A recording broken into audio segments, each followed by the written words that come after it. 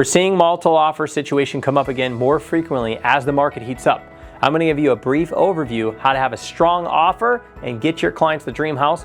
You're not going to want to miss this. I'm covering it right now.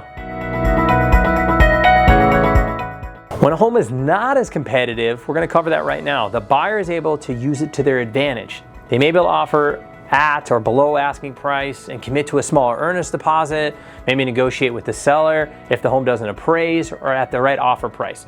So you can see some of those things are an advantage in the market that's not probably happening today. So let's go into a market that's a little more competitive, but maybe not super hot.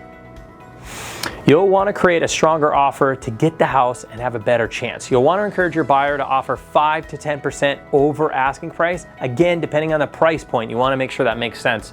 Putting 10 to 20% down, submitting an earnest deposit with at least 1% or higher, and ultimately the client needs to be able to pay $10,000 to $50,000 over asking price. And again, this is something you want to cover with the clients at a meeting, an expectation meeting. You do not want to cover this when you're writing a contract.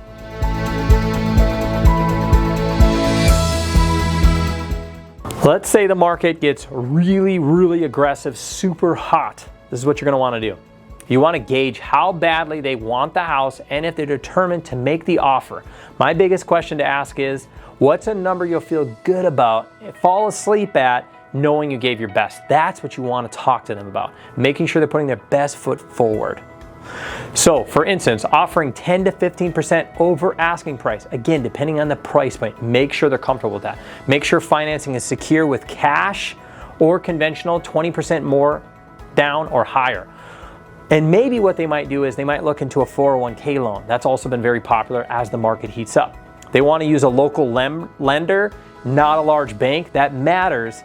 Sadly, that actually matters on the offer. They may even consider foregoing an inspection and adding an escalation clause, making sure that their highest offer. There's a lot of different things you need to do.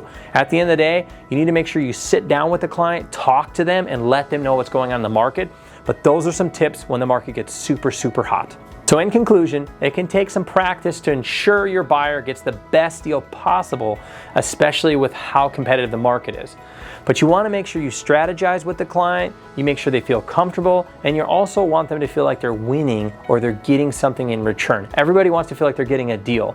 So at the end of the day, you have to make sure the client feels comfortable and you don't force anything. That's one thing real estate agents will struggle with, is you don't force any purchase price with a client. You give them options and let them choose. I'm Colby Sway with Inspiring Agent. Subscribe, like, and I'll see you soon.